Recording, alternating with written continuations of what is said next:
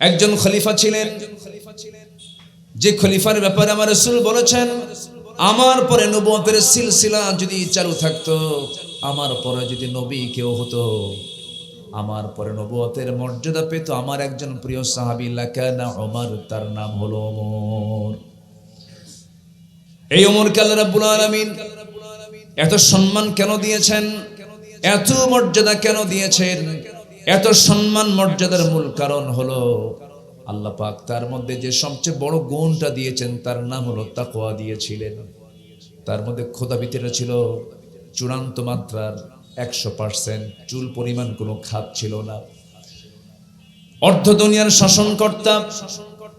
আল্লাহর ভয়টা কাকে বলে দেখেন, জবাবদিহিতা কাকে বলে দেখেন। সাইয়েদনা ওমর ফারুক রাদিয়াল্লাহু তাআলা আনহু রাতের আধারে জনগণকে দেখার জন্য বের হতেন, প্রত্যেক রাত্রে বের হতেন। কোন এক রাত্রে তিনি বের হলেন খালি পায়ে। খালি পায়ে যখন বের হয়েছেন, একজন দেখে বলছে, আমিরুল মুমিনিন, রাতের বেলা খালি পায়ে আপনি কেমন করে বের হলেন? আপনার পা তো পাথরের আঘাতে ফেটে গিয়ে রক্ত ফিনকি দিয়ে পড়বে, আপনি তো আহত হয়ে যাবেন। ওমরে ফারুক বলছেন, শোনো ভাই, রাতের বেলা অন্ধকার রাত্রিতে আমি পায়ে হেঁটে রাস্তা চলছি, আমি যদি জুতা পায়ে হাঁটতে যাই, পাথরের রাস্তা, আর আমার জুতার তলা, জুতার খরম, জুতার তলা দিয়া পাথরে যদি আঘাত লাগে একটা শব্দ হবে, আর আমার জনগণ যদি আমার এই পায়ের আঘাতের শব্দে যদি ঘুমটা ভেঙে যায়, কিয়ামতের দিন আমি ওমর, আমাকে আসামির কাঠগড়ায় দাঁড়িয়ে তার জবাব দিতে হবে। একজন আল্লাহওয়ালা, মুত্তাকি, তাকওয়ায় পরিপূর্ণ মানুষের চিন্তা দেখেন। আমি খালি পায়ে এই জন্য হাঁটছি যেন আমার পায়ের শব্দে যেন কোনো মুসলমানের, কোনো নাগরিকের যেন কোনো ঘুমের ব্যাঘাত না ঘটে। তাকওয়া কাকে বলে? ওমরে ফারুকের নাম যখন চলে এলো, বলে ফেলি, অর্ধ দুনিয়ার শাসনকর্তা ওমর সিম্পল জীবন যাপন করতেন। তিনি একদিন করলেন কি, রাষ্ট্র থেকে এক বোতল মধু পেলেন, মধু নিয়ে বাড়িতে আসলেন। বাড়িতে আসার পরে সেই মধুটাকে স্ত্রীকে ডাক দিয়ে বললেন, মধুর বোতল তোমাকে দিলাম, 5টা ভাগ করবে, 5টা ভাগের একটা ভাগ আমরা পাবো, বাকি 4টা ভাগ প্রতিবেশীর কাছে দিয়ে দিবা সমানভাবে, যেন ভাগ করতে যেন অসমান না হয়। স্ত্রী হাতে মধুর বোতল বুঝিয়ে দেওয়ার পরপরই কি যেন মনে হলো আমার, বললেন, আমার স্ত্রী মনক্ষুণ্ণ হবে না, মধুর বোতলটা আমাকে দাও, আমি তোমাকে ভাগ করতে দেব না। মধুর বোতল আবার নিলেন। বলুন, তেমন আচরণ যদি কোনো স্বামী তার স্ত্রীর সঙ্গে করে, স্ত্রী কি খুশি হবে নাকি? খুশি হবে? আপনার বউ কি করবে? হ্যাঁ, খুশি হবে? কি করবে? 29 বছরের সংসার, আজ পর্যন্ত তুমি আমাকে বিশ্বাস করলা না। শুরু হয়ে যাবে ওয়াজ, শুরু হয়ে যাবে কি ওয়াজ শুরু হয়। মেয়েদের ওয়াজ কম হয় না লম্বা হয়? বলেন, কম হয় না লম্বা হয়? লম্বা হয়। মেয়েরা ওয়াজ শুরু করলে থামে না। আল্লাহ পাক তাদেরকে কথা বলাটা বেশি করে দিয়েছে, বেশি কথা বলে তারা। এটা তাদের দোষ না, কারণ বাচ্চার সঙ্গে কথা বলতে হয় কম না বেশি? এক কথা একবার না বারবার? বাবা থাম, বাবা থাম, বাবা থাম, বারবার বলতে হয়। এই জন্য আল্লাহ পাক তাদেরকে কথা বাড়ায় দিয়েছে। আর পুরুষ মানুষ কথা কম বলে, বাচ্চা কোলে নিয়ে যদি বাঁশির কান্নাকাটি করে, থাম বাবা থাম, ঠিক আছে না? পুরুষ মানুষের ওইরকম ধৈর্য নাই, অত বেশি কথা বলার সময়ও নাই। ওমরে ফারুকের বউ তো আর সাধারণ বউ না যে রেগে যাবেন। একটু মনটা খারাপ হলো যে আমাকে সন্দেহ করলো কিনা, কিচ্ছু মনে করলেন না তিনি। ওমরে ফারুক রাদিয়াল্লাহু তাআলা আনহু বোতলটা নিয়ে করলেন কি, প্রতিবেশীর ঘরে চলে গেলেন। প্রতিবেশীকে ডাক দিয়ে বলছেন, প্রতিবেশী শোনো, এই যে মধুর বোতলটা তোমাকে দিলাম, এই মধুর বোতলে যে মধু আছে সমান 5টা ভাগ করবে, 5টা ভাগের একটা ভাগ আমাকে দিয়ে বাকি 4টা ভাগ আমার 4জন প্রতিবেশী তুমি সহ নিয়ে নিবা। ঠিক আছে। ভাগাভাগি করার পরে তার অংশের মধুখানা নিয়ে এসে স্ত্রীর সামনে দাঁড়িয়ে বলেন, স্ত্রী, আল্লাহর কসম করে বলি, আমি মনক্ষুণ্ণ নই, আমি কখনো মন খারাপ করিনি, আমি তোমাকে অবিশ্বাস করিনি, আমি তোমাকে সন্দেহ করিনি। আমি রাষ্ট্র চালাই, তুমি আমার পরিবার চালাও, আমার সন্তানদের খাবার দাবার জোগাড় করো, তুমি যদি আমার পরিবারে হরতাল দিয়ে দিতে আমি রাষ্ট্র চালাতে পারতাম না, আমি তোমার কাছে চিরঋণী, চিরকৃতজ্ঞ। তবে একটা কথা বলি, আমার স্ত্রী, আল্লাহর কসম করে বলি, আমি তোমাকে সন্দেহ করে আমি তোমার কাছ থেকে মধুর বোতলটা নেই নাই। তবে আমি তোমার থেকে নেওয়ার উদ্দেশ্য হলো, তোমাকে আমি কেন মধু ভাগ করতে দিলাম না, এর কারণ হলো মধু হলো তরল জিনিস, লিকুইড। এটা, এই তরলটা যদি ভাগ করতেও যাও তুমি, কিছু অংশ মধু তোমার হাতে লেগে যাবে। এটা 1 ফোঁটাও হতে পারে, 2 ফোঁটাও হতে পারে। এই যে 1 ফোঁটা 2 ফোঁটা মধু আমাদের অংশে বেশি চলে আসবে, এটা চাই নাই মনে করে মধুভাগের দায়িত্ব আমরা না নিয়ে প্রতিবেশীর কাঁধে আমরা চাপায়া দিয়েছি। যেরকম সুবহানাল্লাহ। এটার নাম তাকওয়া। এটার নাম কি বলেন? এটার নাম কি? তাকওয়া। এই পর্যন্ত যত বৈদেশিক সাহায্য আমার দেশে এসেছে, জনগণ পাইছে না নেতার পকেটে গেছে? জনগণ পাইছে না নেতার পকেটে গেছে? সর্বশেষ এই দেশের সরকারে যারা ছিল, দায়িত্বে যারা ছিল, শত শত নয় হাজার হাজার কোটি টাকা দেশ থেকে পাচার করেছে তারা। রাজনীতি যদি করতেই চান, জনগণের পাচার করা টাকা দেশে ফেরত এনে রাজনীতি করুন। আসতে বলবেন না, ঠিক কিনা? প্রতিটি দুর্নীতির বিচার বাংলার জমিনে হওয়ার দরকার আছে না নাই?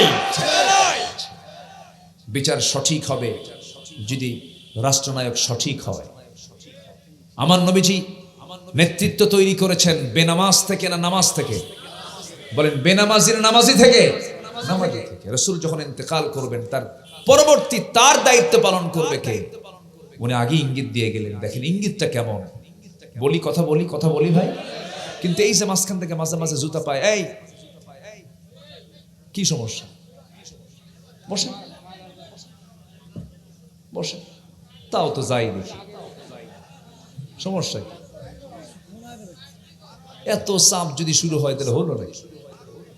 বসে, আমি কি দোয়া করে দেব নাকি? বসে।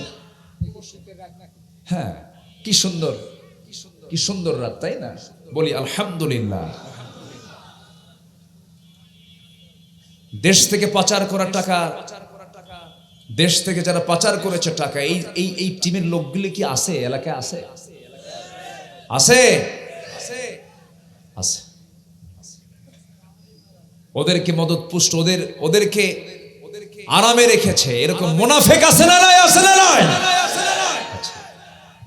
মুনাফিক পুষবেন না, বুঝবেন আবার ঠেলা। মুনাফিকদেরকে জায়গা দিয়েন না, ওরা সুযোগ পেলে ঘুরে আবার দাঁড়ানোর চেষ্টা করবে। শত্রুকে কখনো সুযোগ দিতে নেই।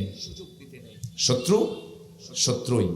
ইয়া আইয়ুহান নাবিয়্যু জাহিদিল কুফার ওয়াল মুনাফিকিন ওগলুদ আলাইহিম। মুনাফিকদের ব্যাপারে হে রাসূল সবচেয়ে বেশি শক্ত হবে। মুনাফিক নাই আমার দেশে? মুনাফিক আছে না নাই? আচ্ছা, আমার নবীজি নামাজ থেকে নেতৃত্ব তৈরি করেছেন। রাসূল ইন্তেকাল করবেন, ইন্তেকালের সময় হয়ে গেছে, রাসূল মারা যাবেন। এই পৃথিবীতে যত নবী এসেছেন, সকল নবীদের মাঝে অল্প হায়াত নিয়ে এসেছিলেন যিনি, তিনি হচ্ছেন মুহাম্মদ সাল্লাল্লাহু। আবার সবচেয়ে সফল হয়েছেন যিনি, তিনি কে? মুহাম্মদ সাল্লাল্লাহু। নূহ আলাইহিস সালাতু ওয়াস সালাম, ইন্নী দাআউতু কওমি লাইলা ওয়া নাহারা। নূহ আলাইহিস সালাম 24 ঘন্টা দাওয়াত দিয়েছেন মানুষকে, দিনে রাতে। 900 বছর শুধু দাওয়াতই দিয়েছেন। ইসলাম কবুল করছে 80+। আদম আলাইহিস সালাতু ওয়াস সালাম পৃথিবীতে বেঁচে ছিলেন 1000 বছর। আমার বাপের হায়াত কত হাজার বছর ছিল বলেন? আরো জোরে কোন? 1000। আর আমার নবীর হায়াত ছিল কত বছর? মাত্র 63 বছর 9 ঘন্টা। 63 বছর 9 ঘন্টা। কিন্তু আমার নবী যে সবার চাইতে কম সফল না বেশি সফল? বেশি সফল। এবং আমার নবী সব নবী ছিলেন আঞ্চলিক নবী, গোত্রভিত্তিক নবী। আদ, সামুদ, মাদিয়ান, ওয়াইলা মাদিয়ান আখাহুম শুআইবা। মাদিয়ানবাসীর জন্য শুআইব, আদ সামুদবাসীর জন্য লূত, এরপরে কি বলে সালেহ। এরকম করে আল্লাহ পাক আঞ্চলিক নবী করেছেন। কিন্তু আমার নবীকে আঞ্চলিক নবী না বিশ্ব নবী? আমার নবীকে আঞ্চলিক নবী না বিশ্ব নবী? আমরা সেই নবীর উম্মত। আলহামদুলিল্লাহ বলা যাবে না ভাই? কোন নবী হাসরের দিন কোনো কথা বলতে পারবেন না, সবাই বলবে চলে যাও আখিরে জামানার পয়গম্বরের কাছে। জোরে বলি সুবহানাল্লাহ। আর সেই উম্মত এত দামি উম্মত, বিড়ি খায় কি? ওরে বাপ রে বাপ, বিড়ির টান দেখে মনে হয় ওর জন্মই হয়েছে বিড়ি খাওয়ার জন্য। আছে না নাই বলেন? জান্নাতের ওয়াজ করছিলাম কুড়িগ্রামে, জান্নাতের ওয়াজ প্রায় আধা ঘন্টা। জান্নাতের খাবার কি হবে, জান্নাতের নিয়ামত কি হবে, জান্নাতের আবহাওয়া কেমন হবে, গাছগাছালি কেমন হবে, জান্নাতের আসবাবপত্রগুলো কেমন হবে, জান্নাতের বন্ধু বান্ধবরা কেমন থাকবে, কেমন হবে।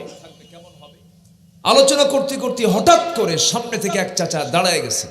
দাঁড়ায় গিয়ে বলে, হুজুর একটা কথা, জান্নাতের এত নিয়ামতের বয়ান শুনলাম, কিন্তু একটা জিনিস তো আপনি বললেন না, কি হুজুর জান্নাতে বিড়ি পাওয়া যাবে না? তার এতটাই আসক্তি বিড়ির উপরে যে ওই জান্নাতের দরকার নাই যে জান্নাতে বিড়ি নেই। আমরা এগুলো বাদ দেব। জোরে বলি ইনশাআল্লাহ। আর জোরে বলি ইনশাআল্লাহ। বিড়ি খেলে কি কালো হয় বলেন? বিড়ি খেলে বাহিরে কি কালো হয়? কি কালো হয়? ঠোঁট বলে এটা বিড়ি খোর। মদ পান করলে চোখ লাল হয়, চোখ বলে দেয় এটা মদখোর। আপনি যেটাই করবেন, আপনি নেশা করবেন, আপনার ব্লাড টেস্ট বলে দেবে যে আপনি অ্যাডিক্টেড। সরকারি ভাবে যদি সিদ্ধান্ত নেওয়া হতো কোন গভর্নমেন্ট চাকরি করার অন্যতম শর্ত হলো ব্লাড টেস্টে কোনো অ্যাডিক্টেড, কোনো মাদকের কোনো গন্ধ খুঁজে পাওয়া যাবে না, সব বন্ধ হয়ে যেত। কিন্তু বন্ধ করবে কারা? ওরাই তো মদের বোতল নিয়ে বসে থাকে। কষ্ট পাচ্ছেন আপনারা? আমরা মদ্যপ জিনাকারদের নেতৃত্ব আর আমরা দেখতে চাই না। আমার নবীজি মারা যাচ্ছেন, যে কোনো মুহূর্তে মারা যাবেন, প্রচন্ড মাথা ব্যথা। রাসূলকে বিষ প্রয়োগ করা হয়েছিল খাবারের ভিতরে। ইহুদিরা সেই বিষ প্রয়োগের যন্ত্রণাও, তার প্রতিক্রিয়া শুরু হয়েছে মৃত্যুর একটু পূর্বে। 63 বছর ফুলফিল হয়ে যাচ্ছে। আমার নবীজির প্রত্যেকটা সেকেন্ডকে রাসূল কাজে লাগিয়েছেন। যদি কোন সুবহানাল্লাহ। 23 বছরে তিনি সফল হয়েছেন, কোন সেকেন্ডকে তিনি নষ্ট করেন নাই। দিনের বেলা ঘোড়ার পিঠে, রাত্রে বেলা যায় নামাজ। এত কষ্ট করেছেন আহারে। যে নবীর সম্মান এত ছিল, রাসূল যখন রাস্তা দিয়ে হাঁটতেন দিনের বেলা, সূর্যের নিচে দিয়ে হাঁটতেন, আমার আল্লাহ আমার নবীর সম্মানে গরম থেকে বাঁচার জন্য সর্বক্ষণ আমার নবীর মাথার উপরে এক খণ্ড মেঘ সূর্যের নিচে রেখে দিতেন। এত দামি নবী। মা মেনা বলেন, আমার শিশু মুহাম্মদ যখন আমার গর্ভে চলে আসে, আমাকে এক্সট্রা করে কোনো পারফিউম লাগানো লাগতো না, আমার শরীর থেকে সুগন্ধি বের হতো। আমার শিশু মুহাম্মদ যখন আমার গর্ভে চলে আসে, পানি পান করার জন্য যে পানির প্রয়োজন হতো, যে কূপ থেকে পানি আনতাম, আগে যখন পানি আনতে যেতাম দড়ি দিয়া বালতি দিয়ে নিচে নেমে দূর থেকে পানি তুলে আনা লাগতো। যেদিন আমার শিশু আমার গর্ভে আসে, সেই দিন থেকে আমার কোনোদিন বালতির সাথে দড়ি লাগান লাগে নাই, উপচে উপচে সেই কূপ থেকে পানি গড়ে গড়ে পড়ে যেত। সেই নবীজির এত সম্মান ছিল, অথচ সেই নবীজি নবুয়তের পরে মাত্র 40 থেকে নিয়ে 63 বছর পর্যন্ত এমন কোন সময় নাই যা তিনি অপচয় করেছেন। একটা সেকেন্ড অপচয় করেন নাই, প্রত্যেকটা সেকেন্ডকে কাজে লাগিয়েছেন। প্রত্যেকটা সেকেন্ড যে কাজে লাগিয়েছেন, মূল তার কাজটা ছিল সৃষ্টি যার হুকুম চলবে তার। ঠিক কিনা? সৃষ্টি যার আইন চলবে, সেই নবীজির এত সম্মান, অথচ সেই নবীজি তায়েফে গিয়ে রক্ত ঝরালেন, ওহদে দাঁত ভেঙে দেওয়া হলো, খন্দকে তার কোমরটা ভেঙে গেল। নবীজি দিন কায়েমের সংগ্রাম করতে গিয়ে যদি তার দেহ থেকে দাঁত ভেঙে যায়, কোমরটা নষ্ট হয়ে যায়, কোমরটা ভেঙে যায়, শরীর থেকে রক্ত ঝরানো লাগে, আমার বন্ধুগণ সেই দিনকে কায়েমের জন্য যদি সেই নবীর উম্মত হিসেবে আমাদের যদি রক্ত ঝরাতে হয়, সবাইকে রাজি আছেন? সবাইকে রাজি আছেন? আল্লাহ কবুল করুন, জোরে বলি আমিন। নবীজির ইন্তেকাল হচ্ছে, মারা যাচ্ছেন রাসূল। এমন সময় বললেন, আয়েশা আমি তো বাঁচবো না, আমি দুনিয়া থেকে বিদায় নেব, কিন্তু আমার মুসাল্লায় নামাজটা পড়াবে কে? আমি তো উঠতে পারতেছি না, আমার ইমামটা কে হবে? আমার জায়গায় কে দাঁড়াবে? ওয়াক্ত চলে যাচ্ছে, আজান দিয়ে দিয়েছে বেলাল। আমার নবীজি কিছুক্ষণ চুপ থাকলেন। মা তোলাআতিশ শামস ওয়ালা গরাবাত। আমার নবীজি আস্তে করে বলেন, আয়েশা, আমার বন্ধু তোমার আব্বা আবু বকরকে বলে দাও আমার মুসাল্লায় যেন দাঁড়িয়ে আমার দায়িত্বটা পালন করে। যেরকম সুবহানাল্লাহ। আম্মা জান আয়েশা সিদ্দিকা রাদিয়াল্লাহু আনহা বলে দিলেন, নামাজের সব দাঁড়ায় গেছেন, কিন্তু ইমামটা পাল্টে গেছে। সাহাবে কেরামদের মধ্যে কান্নার রোল পড়ে গেছে।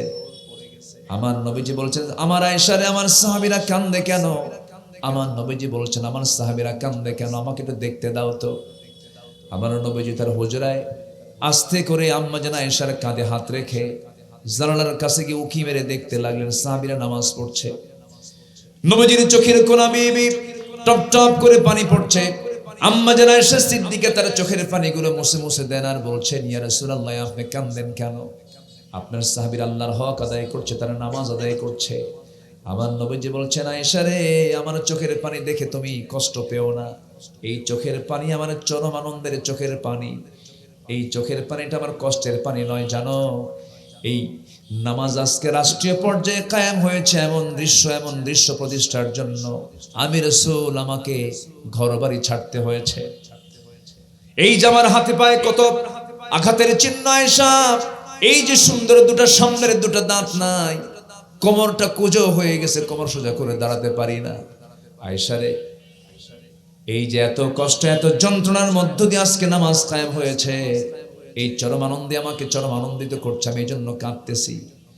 আয়েশা, আমার মুসল্লি আবু বকর দাঁড়িয়েছে, আমার রাসূল বুঝাইয়া দিলেন, আজকে শুধু আমার আবু বকর শুধু নামাজের ইমাম না, আমার মৃত্যুর পরে আমার আবু বকর রাষ্ট্রের ইমাম হয়ে যাবে। নেতৃত্ব আসবে তাহলে কোন জায়গা থেকে? বলেন বলেন কোন জায়গা থেকে? যে দলের ভিতরে নামাজের এজেন্ডা নাই, যে দলের নেতা কর্মীদের ভিতরে নামাজের কর্মসূচি নাই, সেই দল করা হারাম।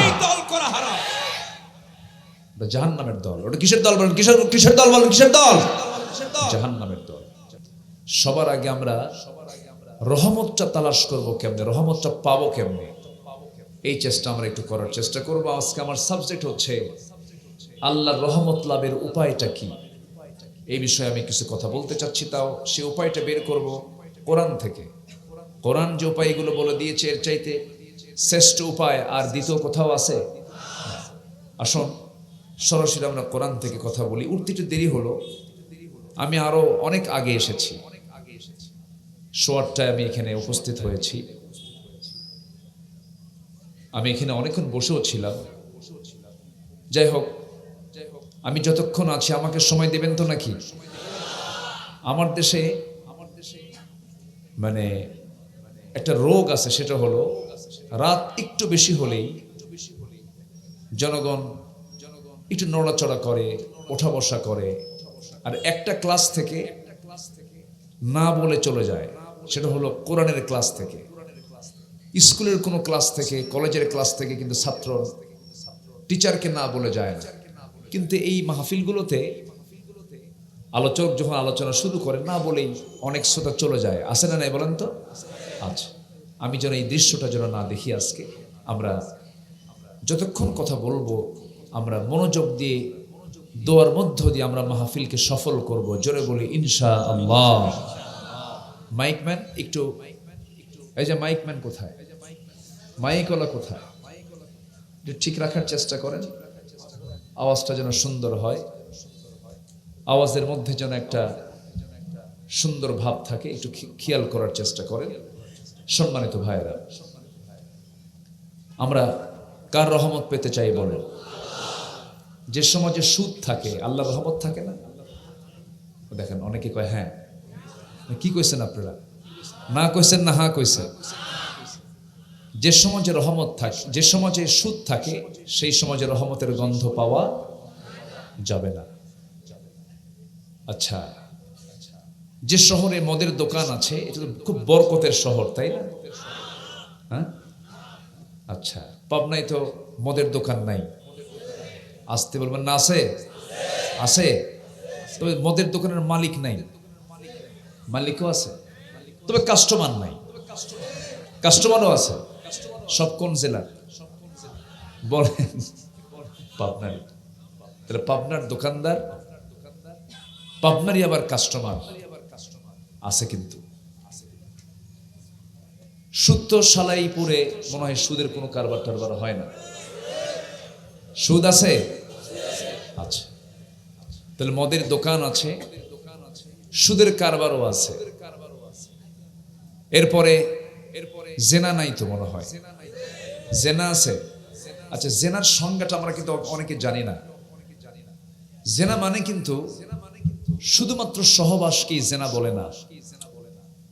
জেনার সহবাসের নিকটবর্তী যে অপরাধগুলো আছে, যেরকম একটা নারীর দিকে তাকানো, কিসের জেনা হলো? বলেন বলেন বলেন বলেন। চোখের জেনা। তা আমার দেশে পর্দার বিধান কি আছে? তাহলে আমার দেশে পর্দা চালু না জেনা চালু? কি চালু আছে বলেন? কি চালু আছে? জেনা চালু আছে। এরপরেও যদি কেউ বলেন যে আমার দেশ একটি মুসলিম দেশ, একটি ইসলামী সমাজ, এরকম যদি কেউ মন্তব্য করেন, এটা একটা বাজে, অসত্য, মিথ্যা মন্তব্য ছাড়া কিছু নয়। আচ্ছা বলুন তো, আমার দেশে জুমার মুসল্লি বেশি না ফজরের মুসল্লি বেশি? বলেন, ভালো করে বলেন। জুমার। আচ্ছা, জুমা আগে না ফজর আগে? বলেন। তাহলে ফজরে মুসল্লি এক কাতার ভরে না, আর জুমার মুসল্লি মসজিদে জায়গা হয় না। কেন? এটা তো ইসলামী সমাজের বৈশিষ্ট্য হওয়ার কথা নয়। আচ্ছা, আমার দেশে এখন এই মুহূর্তে মুসল্লি বেশি না মসজিদ বেশি? ভালো করে কন। মুসল্লি বেশি না মসজিদ বেশি? আচ্ছা, আমার দেশে নামাজি বেশি না ইমানদার বেশি? খুব ক্রিটিক্যাল প্রশ্ন, যে ব্রেন খাটাতে হবে। 11টা বাজে তো ব্রেন মনে হয় কাজ করতেছে না খুব একটা, নাকি? ভালো করে কর। আমার দেশে নামাজি বেশি না ইমানদার বেশি? নামাজ না পড়ি ইমান আছে। এখন বলেন, নামাজি বেশি না ইমানদার বেশি?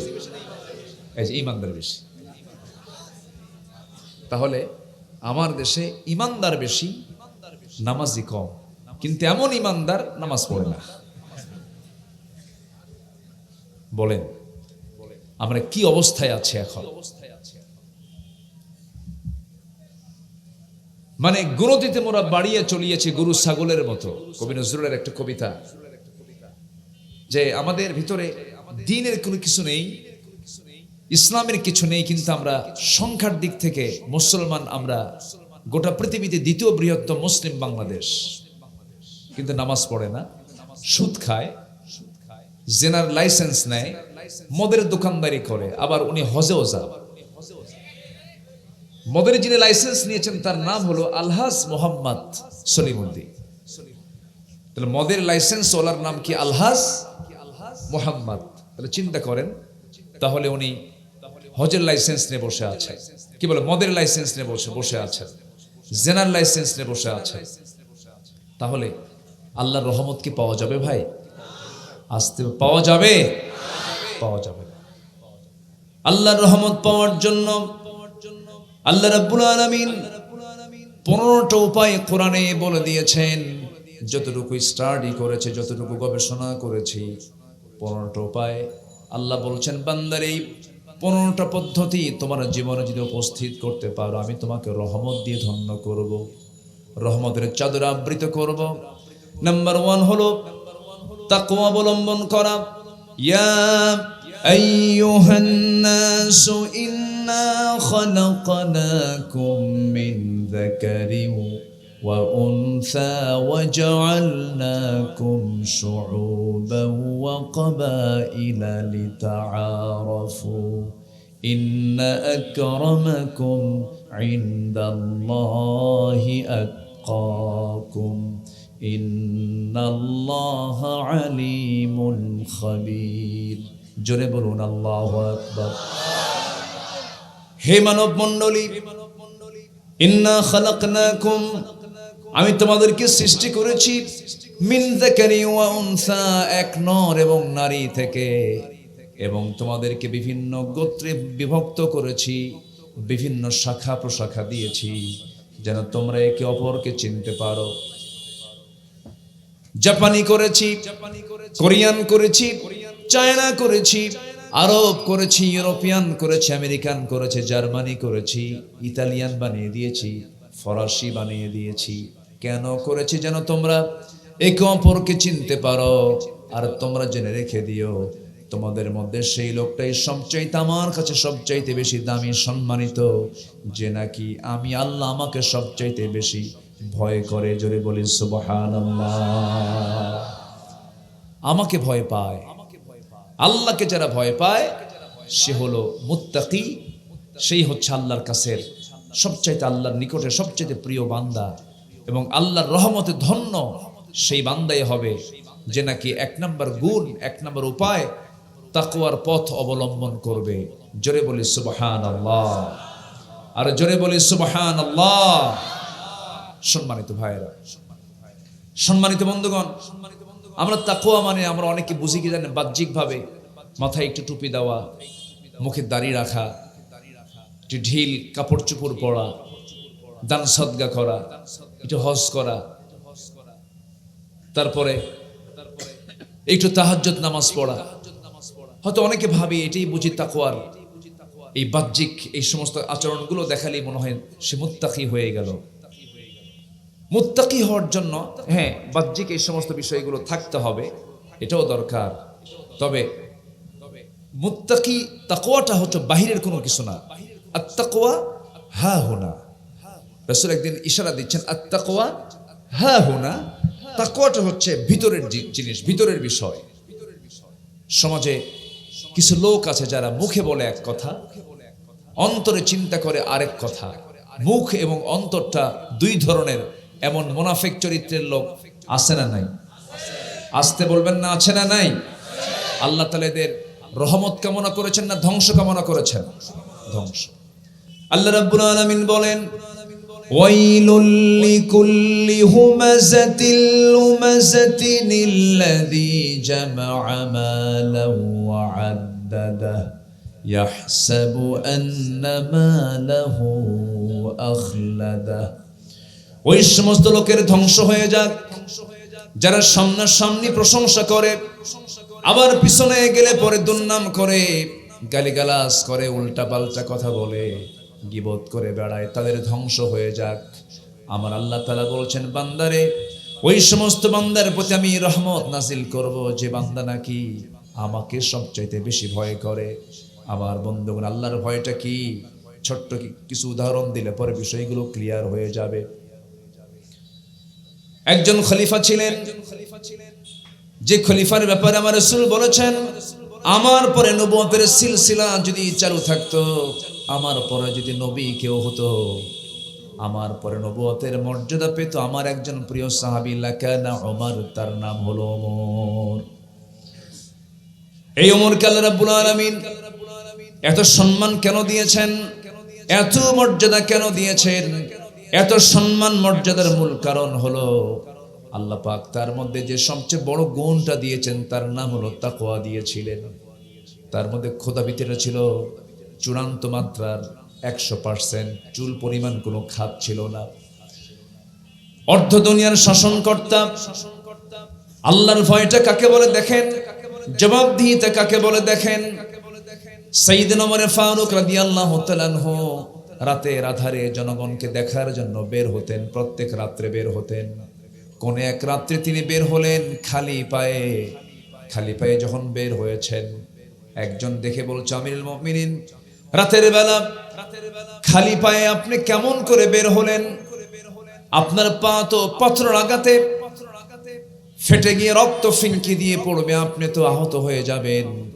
ওমর ফারুক বলছেন, শোনো ভাই, রাতের বেলা অন্ধকার রাত্রিতে আমি পায়ে হেঁটে রাস্তা চলছি, আমি যদি জুতা পায়ে হাঁটতে যাই, পাথরের রাস্তা, আর আমার জুতার তলা, জুতার খরম, জুতার তলা দিয়া পাথরে যদি আঘাত লাগে একটা শব্দ হবে, আর আমার জনগণ যদি আমার এই পায়ের আঘাতের শব্দে যদি ঘুমটা ভেঙে যায়। কিয়ামতের দিন আমি ওমর আমাকে আসামির কাঠগড়ায় দাঁড়িয়ে তার জবাব দিতে হবে। একজন আল্লাহওয়ালা মুত্তাকি তাকওয়ায় পরিপূর্ণ মানুষের চিন্তা দেখেন, আমি খালি পায়ে এই জন্য হাঁটছি যেন আমার পায়ের শব্দে যেন কোনো মুসলমানের কোনো নাগরিকের যেন কোনো ঘুমের ব্যাঘাত না ঘটে। সম্মানিত ভাইয়েরা, আর আমার দেশের কিছু নেতা আছে ঢাকা থেকে পাবনা আসবেন, রাস্তাঘাট 4 ঘন্টা বন্ধ, এরকম নজির আছে না নাই? আসতে বলবেন না, আছে না নাই? আমরা এই সমস্ত নেতৃত্ব দেখতে চাই না, সব নেতা দেখা শেষ করেছি। আইয়ুবের শাসন দেখেছি, মুজিবের ভাষণ শুনেছি। আইয়ুব করেছেন শাসন, মুজিব দিয়েছেন ভাষণ, জিয়া কেটেছেন খাল, চাচা এরশাদের তাল বেতাল। 16 বছর শুধু হরতাল আর হরতাল, যা দেখেছি সব দেখে শেষ। আগামীর দেশকে আমরা দেখতে চাই কোরআন হাদিসের বাংলাদেশ। রাজি আছেন কারা কারা? হাত উঁচু করে দেখান মুসলমান।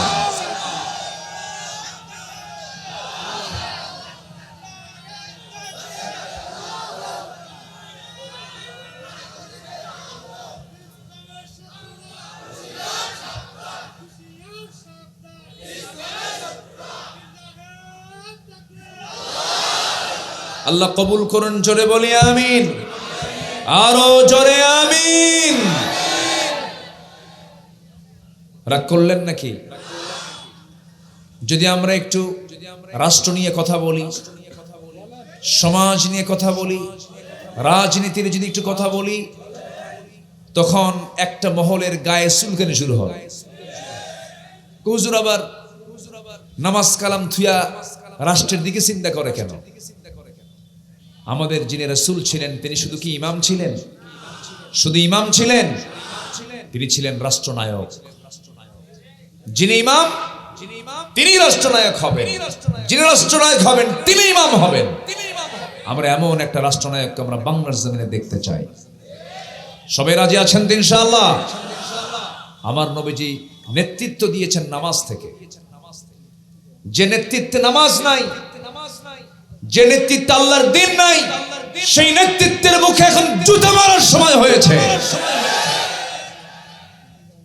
আর আমরা দেখতে চাই না, আমরা বিরক্ত। বহু ধোঁকা খেয়েছি, আমরা ধোঁকার কবলে আর পড়তে চাই না। রাগ করতেছেন নাকি আপনারা? রাগ করলেও আমি আর কিচ্ছু যায় আসে না। দোষ তো কিছুই ছিল না আমাদের। আল্লামা সাঈদীর কোনো দোষ ছিল বলেন তো? কোনো দোষ ছিল? উনি কি জাতির কোনো ক্ষতি করেছিলেন? এদেশের নাগরিক তৈরির মহান কারিগর আল্লামা সাঈদ রাহিমাহুল্লাহ, খুব কাছ থেকে দেখেছি আমি তাকে। আমাকে খুব ভালোবাসতেন। জেলখানা থেকে আমাকে টুপি দিতেন, মাঝে মাঝে টুপি পাঠায় দিতেন, জুব্বা পাঠায় দিতেন। ওনার প্রিয় মাদ্রাসার মাহফিল পর পর 5 বছর আমি করেছি। উনি আমাকে দাওয়াত দিয়েছেন। জেলখানায় গেছে তার ছেলেরা বলে দিয়েছে আমার আব্দুল্লাহ আমিন যেন আমার মাদ্রাসার মাহফিলে যায়। খুব ভালোবাসতেন। একটা সুস্থ মানুষকে ধরে জেলখানা থেকে বের করে হসপিটালে নিয়ে পরিকল্পিত ঘৃণ্য চক্রান্তের মধ্য দিয়ে তাকে শহীদ করা হয়েছে। সম্মানিত ভাইয়েরা, এমন দৃশ্যের অবতারণা আর বারবার আসুক, এটা কি আপনারা চান? আর দেখতে চাই না আমরা এগুলো। সম্মানিত বন্ধুগণ, তিনি যে আল্লাহওয়ালা ছিলেন, সবার মনে কি আছে তা জানি না, তবে আমি নিজে দৃঢ়ভাবে বলতে পারি 100% তিনি একজন আল্লাহওয়ালা, আল্লাহর কাছের বান্দা ছিলেন। 25 বছর আগের বক্তব্য বলে ফেললেন, গাছের গোড়ায় নাড়া দেব, মামু বাড়ি দিল্লি গিয়ে পড়ব। কত বছর আগের বক্তব্য বলেন তো? কত বছর আগে? 25 বছর আগের বক্তব্য, অথচ সেই নাড়া পড়ল। উনি যে 25 বছর আগে বলেছিলেন সেটাই হুবহু মিলে গেল। কাঠমান্ডুতে পড়তে পারত, শ্রীলঙ্কায় পড়তে পারত, নেপাল, ভুটান, আসাম, গুয়াহাটি, মায়ানমার, ইয়াঙ্গুন, তারপরে ইংল্যান্ড, লন্ডন, জার্মানি, বার্লিন, তারপরে ওয়াশিংটন, আমেরিকা, কত নগরী ছিল। বিয়ের বাড়ি আমেরিকা, বোনের বাড়ি লন্ডন, কোথাও গিয়ে পড়ে নাই, মামা বাড়ি দিল্লি গিয়ে পড়ছে। কি ঠিক কিনা? অন্য কোথাও পড়ছে? উনি বলেছিলেন 25 বছর আগে 2000 সালে পল্টনে আমি শুনেছি কথা, একদম মঞ্চে বসেছিলাম। উনি বলেছিলেন বাংলাদেশে এমন একটি সময় আসবে, নাস্তিকবাদী শক্তি পালানোর জন্য একটি দূরের গর্ত খুঁজে পাবে না। কলার পাতায় শুয়েছিল। জানেন না, জানেন না, জানেন না, জানেন না, জানেন না। সম্মানিত ভাইয়েরা, আমরা একটা সময় পেয়েছি, সময় এসেছে আমাদের চোখের সামনে। কে দিয়েছেন? কে দিয়েছেন? এখন শুধু দরকার কার রহমত। সেই রহমত পাওয়ার জন্য কিছু গুণ অর্জন করতে হবে। এক নম্বর হলো আমরা ভয় করব কাকে? বলেন, কাকে ভয় করব আমরা? সাইয়েদনা ওমর ফারুক রাতের বেলা খালি পায়ে হাঁটতেছেন, কার ভয়ে? আল্লাহর ভয়ে। জনগণের ঘুম যদি নষ্ট হয়, হক নষ্ট হবে, আল্লাহ আমাকে ধরে ফেলবে। কি চিন্তা দেখে। আর ঘন্টার পরে ঘন্টা রাস্তায় জাম লাগায়া জনগণকে কষ্ট দিয়া ট্রাফিক সিগন্যালকে অফ করে জনগণকে দুর্ভোগে ফেলে দেয় এমন উচ্ছৃঙ্খল নেতা আছে না নাই? আসতে বলবেন না, আছে না নাই? না। সাইয়েদনা ওমর ফারুক বাহিরের কান্ট্রিতে সফরে যাচ্ছেন, রাষ্ট্রীয় সফর। দুজন শুধু, একজন খাদেম আরেকজন তিনি উটের পিঠে রওনা দিয়েছেন। খাদেম উটের লাগাম ধরে আছে। ইতিহাস তো সবার কম বেশি জানা আছে। লাগাম ধরে আছে। কিছুক্ষণ পর বলছে, এই খাদেম এইদিকে আসো, তুমি উটের পিঠে চড়ো। উনি তো কাঁপতেছে, কি কয় এটা? উটের পিঠে ওঠ, ধমকায় উটের পিঠে উঠায় দিছে। লাগাম ধরে অর্ধ দুনিয়ার শাসনকর্তা একজন খাদেমকে নিয়ে যাচ্ছে। এরকম পাল্টাপাল্টি করে জায়গা মতো গেছে। সেই দেশের প্রধান ভাবছে যে উটের পিঠে যে বসে আছে এই বুঝি ওমর, কিন্তু ওই সময় ছিল হলো খাদেম বসে। সবাই গিয়ে সালাম দিচ্ছে, তাকে সম্বর্ধনা জানাচ্ছে। বলতেছে, আমি তো না, ওমর তো আমি না, ওই যে লাগাম ধরে আছে ওঠো ওমর। সুবহানাল্লাহ বলবেন না? জোরে বলেন সুবহানাল্লাহ। তারা কি চিত্র চিত্রায়িত করেছেন, আর এরা কি চিত্র চিত্রায়িত করছে। আমরা খোদাভীরু আল্লাহওয়ালা একজন শাসক আমরা দেশে দেখতে চাই। জোরে বলে ইনশাআল্লাহ। যাকে দেখলে নবীর কথা মনে হবে, যিনি ইসলামকে লালন করবেন, ধারণ করবেন, এমন ব্যক্তি কি আমরা দেখতে চাই আগামীতে। জোরে বলি ইনশাআল্লাহ। তাহলে রহমত কে দেবেন? আর যদি মদের আইন আবার পাশ হয়, রহমত থাকবে? রহমত থাকবে? থাকবে। তাকওয়া কাকে বলে? ওমর ফারুকের নাম যখন চলে এলো, বলে ফেলি, অর্ধ দুনিয়ার শাসন করত ওমর। সিম্পল জীবন যাপন করতেন। তিনি একদিন করলেন কি, রাষ্ট্র থেকে এক বোতল মধু পেলেন, মধু নিয়ে বাড়িতে আসলেন। বাড়িতে আসার পরে সেই মধুটাকে স্ত্রীকে ডাক দিয়ে বললেন, মধুর বোতল তোমাকে দিলাম, 5টা ভাগ করবে। 5টা ভাগের একটা ভাগ আমরা পাবো, বাকি 4টা ভাগ প্রতিবেশীর কাছে দিয়ে দিবা সমানভাবে, যেন ভাগ করতে যেন অসমান না হয়। স্ত্রী হাতে মধুর বোতল বুঝিয়ে দেওয়ার পরপরই কি যেন মনে হলো আমার। বললেন, আমার স্ত্রী মনক্ষুণ্ণ হবে না, মধুর বোতলটা আমাকে দাও, আমি তোমাকে ভাগ করতে দেব না। মধুর বোতল আবার নিলেন। বলুন, তেমন আচরণ যদি কোনো স্বামী তার স্ত্রীর সঙ্গে করে, স্ত্রী কি খুশি হবে নাকি? খুশি হবে? আপনার বউ কি করবে? হ্যাঁ, খুশি হবে? কি করবে? 29 বছরের সংসার, আজ পর্যন্ত তুমি আমাকে বিশ্বাস করলে না। শুরু হয়ে যাবে ওয়াজ, শুরু হয়ে যাবে কি ওয়াজ শুরু হয়। মেয়েদের ওয়াজ কম হয় না লম্বা হয়? বলেন, কম হয় না লম্বা হয়? লম্বা হয়। মেয়েরা ওয়াজ শুরু করলে থামে না। আল্লাহ পাক তাদেরকে কথা বলাটা বেশি করে দিয়েছে, বেশি কথা বলে তারা। এটা তাদের দোষ না, কারণ বাচ্চার সঙ্গে কথা বলতে হয় কম না বেশি? এক কথা একবার না বারবার? বাবা থাম, বাবা থাম, বাবা থাম, বারবার বলতে হয়। এই জন্য আল্লাহ পাক তাদেরকে কথা বাড়ায় দিয়েছে। আর পুরুষ মানুষ কথা কম বলে। বাচ্চা কোলে নিয়ে যদি বাঁশির কান্নাকাটি করে, থাম বাবা থাম, ঠিক আছে না? পুরুষ মানুষের ওইরকম ধৈর্য নাই, অত বেশি কথা বলার সময়ও নাই।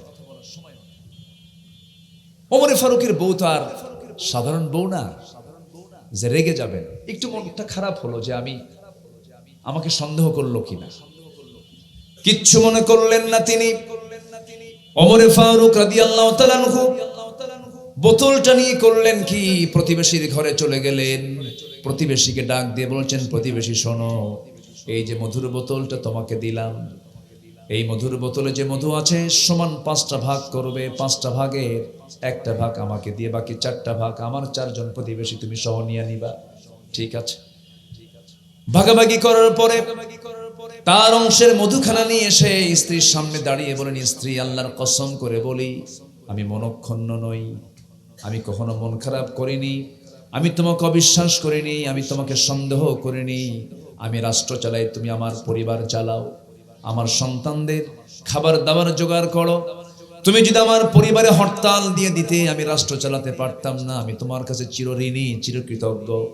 তবে একটা কথা বলি আমার স্ত্রী, আল্লাহর কসম করে বলি আমি তোমাকে সন্দেহ করে আমি তোমার কাছ থেকে মধুর বোতলটা নেই নাই। তবে আমি তোমার থেকে নেওয়ার উদ্দেশ্য হলো, তোমাকে আমি কেন মধু ভাগ করতে দিলাম না, এর কারণ হলো মধু হলো তরল জিনিস, লিকুইড। এটা এই তরলটা যদি ভাগ করতেও যাও তুমি, কিছু অংশ মধু তোমার হাতে লেগে যাবে। এটা 1 ফোঁটাও হতে পারে, 2 ফোঁটাও হতে পারে। এই যে 1 ফোঁটা 2 ফোঁটা মধু আমাদের অংশে বেশি চলে আসবে, এটা চাই নাই মনে করে মধুভাগের দায়িত্ব আমরা না নিয়ে প্রতিবেশীর কাঁধে আমরা চাপায়া দিয়েছি। যেরকম সুবহানাল্লাহ। এটার নাম তাকওয়া। এটার নাম কি বলেন? এটার নাম কি? তাকওয়া। এই পর্যন্ত যত বৈদেশিক সাহায্য আমার দেশে এসেছে, জনগণ পাইছে না নেতার পকেটে গেছে? জনগণ পাইছে না নেতার পকেটে গেছে? সর্বশেষ এই দেশের সরকারে যারা ছিল, দায়িত্বে যারা ছিল,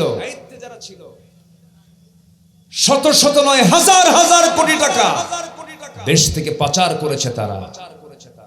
রাজনীতি যদি করতেই চান, জনগণের পাচার করা টাকা দেশে ফেরত এনে রাজনীতি করুন। আসতে বলবেন না, ঠিক কিনা? প্রতিটি দুর্নীতির বিচার বাংলার জমিনে হওয়ার দরকার আছে না নয়? বিচার সঠিক হবে যদি রাষ্ট্রনায়ক সঠিক হয়। আমার নবীজি নেতৃত্ব তৈরি করেছেন বেনামাজ থেকে না নামাজ থেকে? বলেন, বেনামাজির নামাজি থেকে? নামাজি থেকে। রাসূল যখন ইন্তেকাল করবেন, তার পরবর্তী তার দায়িত্ব পালন করবে কে? উনি আগে ইঙ্গিত দিয়ে গেলেন। দেখেন ইঙ্গিতটা কেমন। কথা বলি ভাই, কিন্তু এই যে মাঝখান থেকে মাঝে মাঝে জুতা পায়, এই কি সমস্যা? বসে বসে, তাও তো যাই দেখি, সমস্যা কি? এত চাপ যদি শুরু হয় তাহলে হলো নাকি? বসেন, আমি কি দোয়া করে দেব নাকি? বসেন। হ্যাঁ, কি সুন্দর, কি সুন্দর রাত, তাই না? বলি আলহামদুলিল্লাহ। দেশ থেকে পাচার করা টাকা, দেশ থেকে যারা পাচার করেছে টাকা, এই টিমের লোকগুলি কি আছে এলাকায়? আছে আছে আছে। ওদেরকে মদত পুষ্ট, ওদেরকে আরামে রেখেছে এরকম মুনাফিক আছে না নাই? আছে না নাই? মুনাফিক পুষবেন না, বুঝবেন আবার ঠেলা। মুনাফিকদেরকে জায়গা দিয়েন না, ওরা সুযোগ পেলে ঘুরে আবার দাঁড়ানোর চেষ্টা করবে। শত্রুকে কখনো সুযোগ দিতে নেই। শত্রু শত্রুই। ইয়া আইয়ুহান নাবিয়্যু জাহিদিল কুফার ওয়াল মুনাফিকিন ওয়াগলুদ আলাইহিম। মুনাফিকদের ব্যাপারে হে রাসূল সবচেয়ে বেশি শক্ত হবে। মুনাফিক নাই আমার দেশে? মুনাফিক আছে না নাই? আমার নবীজি নামাজ থেকে নেতৃত্ব তৈরি করেছেন। রাসূল ইন্তেকাল করবেন, ইন্তেকালের সময় হয়ে গেছে, রাসূল মারা যাবেন। এই পৃথিবীতে যত নবী এসেছেন, সকল নবীদের মাঝে অল্প হায়াত নিয়ে এসেছিলেন যিনি, তিনি হচ্ছেন মুহাম্মদ সাল্লাল্লাহু। আবার সবচেয়ে সফল হয়েছেন যিনি, তিনি কে?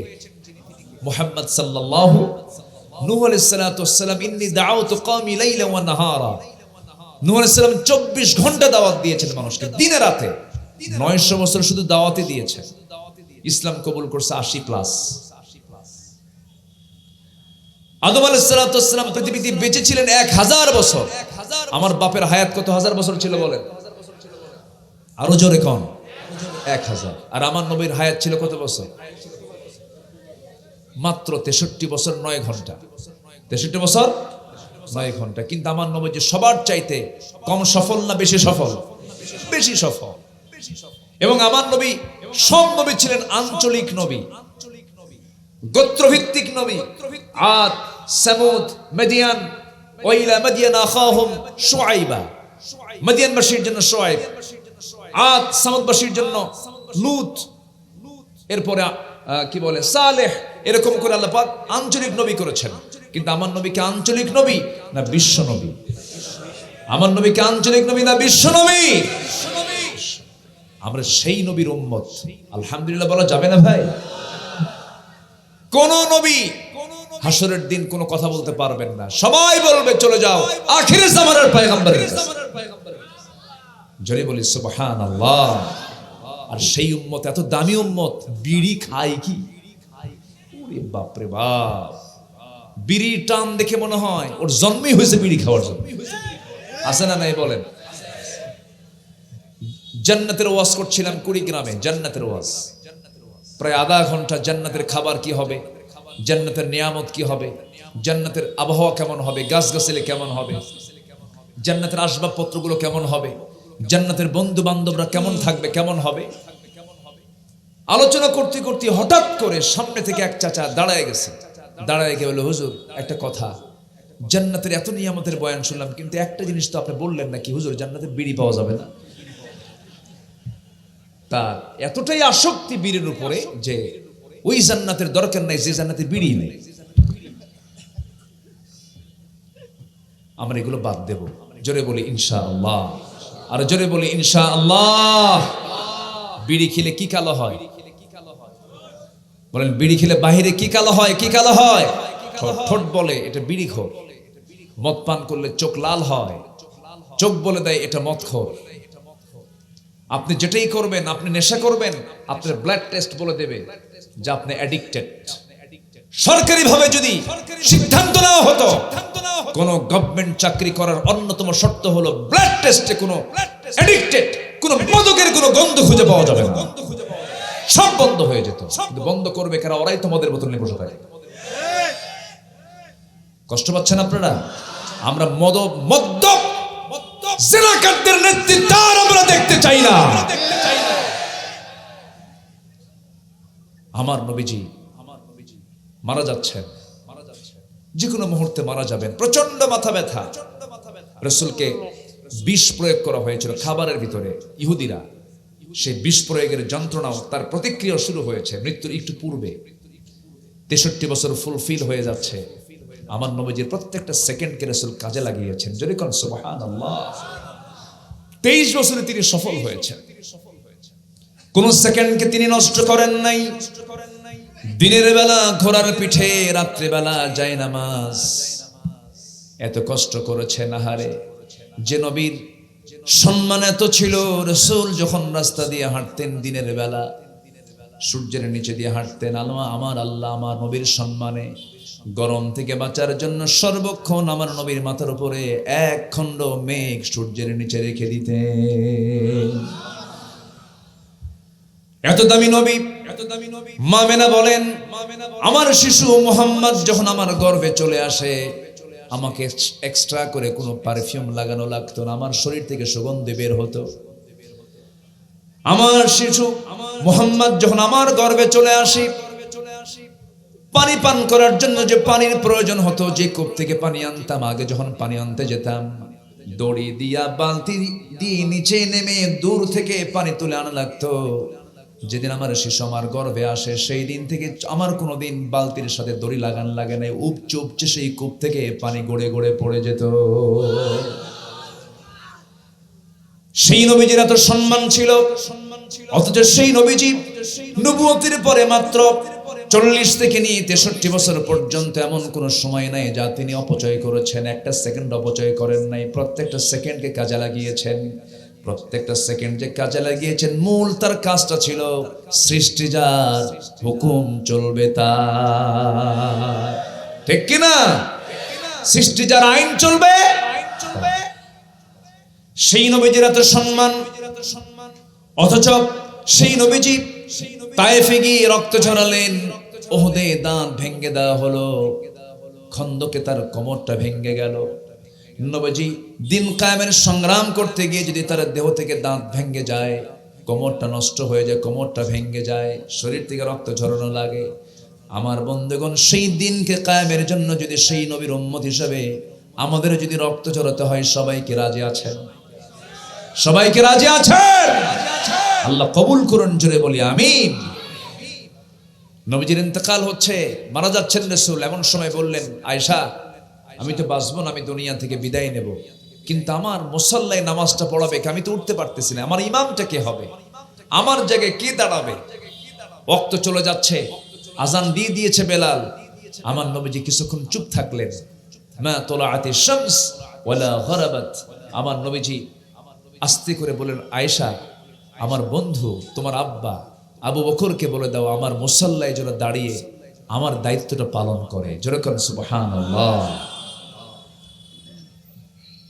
আম্মা জান আয়েশা সিদ্দিকা রাদিয়াল্লাহু আনহা বলে দিলেন, নামাজের সব দাঁড়ায় গেছেন, কিন্তু ইমামটা পাল্টে গেছে। সাহাবে কেরামদের মধ্যে কান্নার রোল পড়ে গেছে।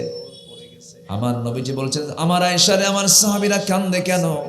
আমার নবীজি বলছেন, আমার সাহাবীরা কান্দে কেন? আমাকে একটু দেখতে দাও তো। আমার নবীজি তার হুজরায় আস্তে করে আম্মা জান আয়েশার কাঁধে হাত রেখে জানালার কাছে গিয়ে উকি মেরে দেখতে লাগলেন সাহাবীরা নামাজ পড়ছে। নবীজির চোখের কোনা বেয়ে টপ টপ করে পানি পড়ছে। আম্মা জান আয়েশা সিদ্দিকা তার চোখের পানিগুলো মুছে মুছে দেন আর বলছেন, ইয়া রাসূলুল্লাহ আপনি কাঁদেন কেন? আপনার সাহাবীরা আল্লাহর হক আদায় করছে, তারা নামাজ আদায় করছে। আমার নবীজি বলছেন, আয়েশা রে, আমার চোখের পানি দেখে তুমি কষ্ট পেও না। এই চোখের পানি আমার চরম আনন্দের চোখের পানি। এই চোখের পানিটা আমার কষ্টের পানি নয়, জানো? এই নামাজ আজকে রাষ্ট্রীয় পর্যায়ে কায়েম হয়েছে এমন দৃশ্য প্রতিষ্ঠার জন্য আমি রাসূল আমাকে ঘরবাড়ি ছাড়তে হয়েছে। এই যে আমার হাতে পায়ে কত আঘাতের চিহ্ন আয়েশা, এই যে সুন্দর দুটো সামনের দুটো দাঁত নাই, কোমরটা কুঁজো হয়ে গেছে, কোমর সোজা করে দাঁড়াতে পারি না। আয়েশা রে, এই যে এত কষ্ট এত যন্ত্রণার মধ্য দিয়ে আজকে নামাজ কায়েম হয়েছে, এই চরম আনন্দে আমাকে চরম আনন্দিত করছে, আমি এই জন্য কাঁদতেছি। আয়েশা, আমার মুসল্লা আবু বকর দাঁড়িয়েছে, আমার রাসূল বুঝাইয়া দিলেন, আজকে শুধু আমার আবু বকর শুধু নামাজের ইমাম না, আমার মৃত্যুর পরে আমার আবু বকর রাষ্ট্রের ইমাম হয়ে যাবে। নেতৃত্ব আসবে তাহলে কোন জায়গা থেকে? বলেন বলেন কোন জায়গা থেকে? যে দলের ভিতরে নামাজের এজেন্ডা নাই, যে দলের নেতা কর্মীদের ভিতরে নামাজের কর্মসূচি নাই, সেই দল করা হারাম। জাহান্নামের দল। ওটা কিসের দল বলেন? কিসের দল বলেন? কিসের দল? জাহান্নামের দল। নামাজ, সবাই নামাজ পড়তে রাজি আছেন? 5 ওয়াক্ত নামাজ পড়তে রাজি আছেন? কারা কারা একটু হাত তুলে দেখান দেখি। 5 ওয়াক্ত নামাজ। জোরে বলি ইয়া আল্লাহ, আর জোরে বলি ইয়া আল্লাহ। আমাদেরকে 5 ওয়াক্ত সালাত আদায় করার তৌফিক তুমি আল্লাহ দিয়ে দাও। জোরে বলি আমিন, আরো জোরে আমিন, আরো জোরে আমিন। মা বোন কি আছে মাহফিলে?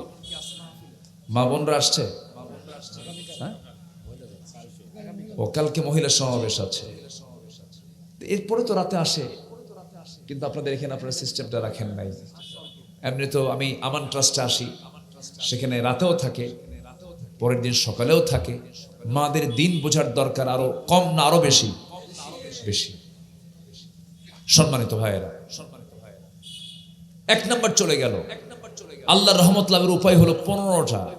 চলতেছে কয় নাম্বার? আরো কথা ছিল, পারলাম না। 1 রাত তো আরো যে 14টা আছে, একটাই বলবো, আর 14টা শুনবেন না। দেখছেন কি কর? মাশাআল্লাহ, আপনারা এত সুন্দর ইসলাম ভক্ত, বলি আলহামদুলিল্লাহ। কিন্তু আমি লক্ষ্য করলাম এই মাহফিলে এত দোকান, কিসের দোকান এগুলো বলেন? বুঝলাম আমার মনে হয় এখানে যত জোন আছে ওর সাথে দোকানে বেশি আছে, এত দোকান। ভালো তো, কিন্তু একটু আমার দৃষ্টিকটু হয়েছে, সেটা হলো একটু পর্দার খেলাফ হচ্ছে। বোরকা ছাড়া কিছু মহিলাদের পদচারণ আমি লক্ষ্য করেছি। এটা মাহফিলকে, একটা মাহফিলের যে শান মান, এটাকে আঘাত করেছে।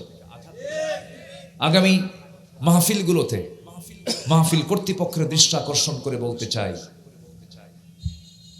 পর্দার বিষয়টা সবার আগে প্রাধান্য দিবেন। জোরে বলি ইনশাআল্লাহ। নচেত জবাব দিতে হবে আল্লাহর কাছে। এটা খুব খেয়াল রাখবেন। আমি একটু লক্ষ্য করেছি বিষয়টা, এটা একটু খেয়াল রাখবেন। কারণ মাহফিলের অনুষ্ঠান করতে গিয়ে যদি পর্দার মতো একটা গুরুত্বপূর্ণ ফরজ যদি খেলাফ হয়, তাহলে এটার জন্য জবাব দিতে হবে না? জবাব দিতে হবে। একটু খেয়াল করবেন আপনারা। আমি এটা মহব্বত নিয়ে বললাম, কিন্তু আমার ভাই মনে করে বললাম, আমার কাছের মনে করে বললাম, আমার মন খারাপ করা যাবে না। সম্মানিত ভাইয়েরা, নাম্বার 2 হচ্ছে আল্লাহর রহমত যদি পেতে চাই, রাগ দরকার না ধৈর্য দরকার? বলেন, রাগ দরকার না ধৈর্য দরকার? রাগ যোগ্যতা না ধৈর্য যোগ্যতা? রাগ কি কোনো যোগ্যতা? রাগ কোনো যোগ্যতা না। রাখবেন তো হেরে যাবে। যত খেপবেন শরীরও শেষ। যদি একবার একটা হার্ডের কি বলে, একটা যদি ব্লক ধরা পড়ে, রাগ করবেন আরেকটা ব্লক ধরা পড়ে, আপনি আরো অসুস্থ হয়ে পড়বেন। রেগে যাবেন তো আপনার দেহ শেষ, আপনার সম্মানও শেষ। এই জন্য আল্লাহ তাআলা কার সঙ্গে আছেন? রাগের সাথে না ধৈর্যের সাথে? ইন্নাল্লাহা মাআস, দেখছেন সবাই আয়াত কি সুন্দর করে সবাই, ইন্নাল্লাহা মাআস সাবিরিন। কিছু কিছু আয়াত আমাদের দেশে সবার মুখস্থ, কিন্তু কুল্লু নাফসিন যায়িকাতুল, এটা দেখছেন, মানে আয়াতগুলো কি এরকম করে যদি 30 পারা মুখস্থ হয়ে যেত, তাহলে তার ওয়াজই লাগে না। জি আলহামদুলিল্লাহ। সম্মানিত ভাইরা, ধৈর্য হচ্ছে বাগান, রাগ হলো জঙ্গল। রাগ কি বলেন? জঙ্গল। জঙ্গলে কোনো পরিশ্রম নেই, জঙ্গল এমনি হয়। 1 বছর যাবেন না জমিতে, জমি কি হয়ে গেছে? জঙ্গল। আর জঙ্গল সাফ করার জন্য লেবার ঠিক করবেন, জঙ্গল কি হয়ে যাবে? বাগান হয়ে যাবে। কি হয়ে যাবে? বাগান। ধৈর্য হলো বাগান, রাগ হলো জঙ্গল। আমরা জঙ্গল করব না, আমার জীবনকে আমরা জঙ্গল করব না, বাগান সাজাবো। বাগান করে সুন্দর করে সাজিয়ে নেব ধৈর্যের এই পিরামিড হয়ে। জোরে বলি ইনশাআল্লাহ। সম্মানিত ভাইয়েরা, সব নবী ধৈর্যশীল ছিলেন। আমার নবী তো ধৈর্যের পাহাড় ছিলেন। আল্লাহু আকবার, কি যে ধৈর্য ছিল! নবীর সামনে মসজিদের ভিতরে দাঁড়ায় দাঁড়ায় পেশাব করে এক ইহুদি, দাঁড়ায় দাঁড়ায়, তাও কি দাঁড়ায় এক জায়গায় না, হেঁটে হেঁটে নিচে নিচে পেশাব করতেছে। বলেন তো, এই চিত্র যদি আমার আপনার সামনে হয়, আমরা কি ঠিক থাকতে পারতাম? কি ধর ধর ধর ধর। আমার নবী যে দৃশ্য দেখলেন, সামনে ছিলেন ওমরে ফারুক। উনি তো তরবারি বের করা সারা, তরবারি বের করছেন শুধু আনুগত্য, তো রাসূলের তো আনুগত্য করতে হবে। তরবারি বের করে কয়, হুজুর ওর পেশাব হওয়ার আগেই সাইজ করো। রাসূল বলছেন, না, ও বোঝে না, ওকে পেশাব করতে দাও। দুলে দুলে হেঁটে হেঁটে পেশাব করলো আল্লাহর ঘরে। আমার নবীজি কিচ্ছু বলতে মানা করলেন। চলে যাচ্ছে, এখন লুঙ্গি টুঙ্গি ঝেড়ে ঝুড়ে বের হয়ে যাচ্ছে। ওমর ফারুক তার পিছে পিছে যায়। রাসূল বলেন, কার পিছে যাও? হুজুর আসামি চলে গেল তো। রাসূল বলছেন, না, আমাদের দায়িত্ব হলো আমরা এটাকে পরিষ্কার করে দেই। পরিষ্কার কর। দূর থেকে ইহুদির চোখে এমন দৃশ্য যখন ধরা পড়ে গেল, ইহুদির চোখ বেয়ে বেয়ে টপ টপ করে পানি পড়ে, আর বলে, এই ধৈর্য শক্তি প্রমাণ করে মুহাম্মদ সাধারণ কোনো মানুষ না। যেরকম সুবহানাল্লাহ, কালেমা পড়ে মুসলমান হয়ে গেছে। এই জন্য আমার বন্ধুগণ, ধৈর্যশীল যে হবে আল্লাহর রহমতে সে ধন্য হয়ে যাবে। তবে একজন নবীর মধ্যে খুব রাগ ছিল, সেই নবীর নামটা কি বলেন? দেখেন, ওয়াজ তো সবাই জানেন, মাশাআল্লাহ। আমরা শুধু একটু মনে করার জন্য আসি। সূরা ফাতিহা যেমন সবার জানা, কিছু কিছু কথা আছে সবার জানা, কিন্তু এরপরেও শুনতেও বলতেও কি খারাপ লাগে না ভালো লাগে? মুসা আলাইহিস সালাতু ওয়াস সালাম, আল্লাহ তাআলা তার নামটা বহুবার কোরআনে কারীমের মধ্যে নিয়েছেন, অনেক জায়গায়। ওয়াইদ কুলতুম ইয়া মূসা, ওয়াইদ ক্বালা মূসা ওমা তিলকা বিয়ামিনিকা ইয়া মূসা, শুধু মূসা দিয়ে ভরা। আল্লাহ পাক তাকে খুব সম্মান দিয়েছিলেন, দাম দিয়েছিলেন। এবং আল্লাহ তাআলা তার কাছে কোনো ফেরেশতা না পাঠায়, আল্লাহ নিজে তার সঙ্গে ডাইরেক্ট কথাবার্তা বলতেন। যেরকম সুবহানাল্লাহ। একদিন কথা বলতে বলতে একদিন আল্লাহর পয়গম্বর বলে ফেলেন, আল্লাহ কতদিন আর অডিও কলে কথা বলবো, আজকে একটু ভিডিও কল দিই। কি কল দিই বলেন তো? কি কল? Video call. তো আল্লাহ বললেন, মুসা তোমার ফোনটা দেখো, তোমার ফোনে কিন্তু এই ভিডিও অপশনটাই নাই, কাম হবে না, চেষ্টা করো কাম হবে না, লান তারানি, আমাকে তুমি দেখতে পাবা না। উনি আবার ছিলেন ওই এক কথার উপরে, আল্লাহ তুমি বলতেছো দেখতে পাবা না, কিন্তু আমি একটু চেষ্টা করে দেখি। কোনটা? ও ছাগল নিয়ে আসছে।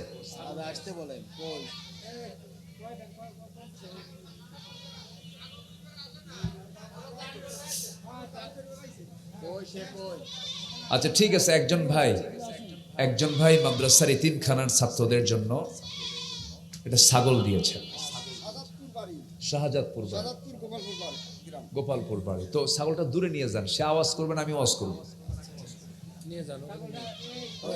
যে আল্লাহ তুমি ভাইয়ের দানকে কবুল করো, জোরে বলি আল্লাহুম্মা আমিন।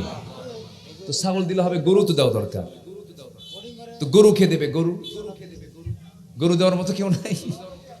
আচ্ছা দেখি শেষে যদি ছাগল একটা যেহেতু পাওয়া গেল, যে দোয়া করি আমরা, শেষে একদম দোয়া করে দেব, আলোচনার মাঝখানে তো একটু হলো বিঘ্ন হয়।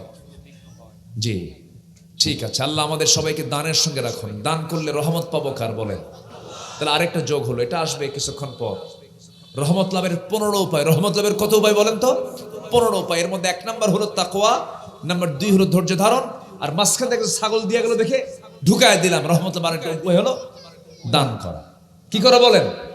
দান করা। তাহলে কয়টা হলো বলেন? 3টা হলো। আমি আজকে এরকম করে জোড়াতালি দিয়ে শেষ করব। আচ্ছা, ধৈর্য। তো এই নবীর ভিতরে একটা আলাদা মেজাজ কাজ করতো। সব নবী ধৈর্যশীল ছিলেন, কিন্তু মুহাম্মদ সাল্লাল্লাহু আলাইহি ওয়াসাল্লামের মধ্যে একটু রাগ ছিল। কম না বেশি বলেন তো? একটু বেশি ছিল, রাগের মাত্রা একটু বেশি ছিল। তার প্রতিক্রিয়া তার জীবনের বিভিন্ন জায়গায় পেয়েছি। প্রথম 2 বছরের থাপ্পড় মেরেছিলেন মুসা, 2 বছরের শিশু ফেরাউনকে থাপ্পড় মারছিলেন। থাপ্পড় খায়া ফেরাউন এতই আঘাতপ্রাপ্ত হয়েছিল, ফেরাউন বলেছিল জীবনে এইরকম থাপ্পড় আমার কেস মধ্যে জোটে নাই। এত ওয়েট ছিল। নবী তো, আল্লাহর নবী। আরেকবার থাপ্পড় মারছিলেন, সেটা হলো তারই গোত্রের এক কিপ্তিকে। বেয়াদবি করে স্বীকার করে না, ভুল করছে স্বীকার করে না, মারছেন থাপ্পড়, চিত হয়ে পড়ে গেছে, মরেও গেছে। মানে এক থাপ্পড় মারাও সারা, মরে যাওয়ার সারা। যখন মরে গেছে তখন আল্লাহকে বলে, আল্লাহ ও যে মরবে আমি ঠিক আমি জানি, ওকে শাসন করার জন্য মারলাম, তুই ঠিক হ, ভালো হ, কিন্তু এমন সোজা হলো মরেই গেল। আল্লাহ মার্ডার কেসের আসামি কিন্তু আমি না, আল্লাহ তুমি নিজে। আল্লাহ কয়, শোনো তোমার নিয়ত ঠিক আছে, ভালো কথা, কিন্তু তোমার হাতে তো মরলো, তুমি এখন দেশে থাকতে পারবা না। এমনি ফেরাউন চান্স আছে তোমাকে যে কোনো মুহূর্তে ধরবে, এ তো একটা কারণ পেয়ে গেছে, গ্রাউন্ড পেয়েছে, তুমি এখন দেশ ছাড়ো। দেশ ছাড়লে থাকতে পারলেন না, আল্লাহ নবীরা থাকতে পারেন না। আমার জাতির পিতাকে বলেন তো, আরো জোরে বলেন, জাতির পিতাকে থাকতে পারছেন? থাকতে পারছেন? পারেন না। আমার নবী মুহাম্মদ সাল্লাল্লাহু থাকতে পেরেছেন মক্কায়। মক্কার মানুষ শুয়ে আছেন কোথায়? কোথায় শুয়ে আছেন? মদিনায়। উনি চলে গেছেন, আর মক্কায় ফেরেন নাই, হিজরত করে চলে গেছেন। আর মক্কায় তিনি, তার ফেরার ইচ্ছা ছিল না, তিনি সোনার মদিনাকে সাজিয়েছেন সোনা দিয়ে। আল্লাহু আকবার বলে।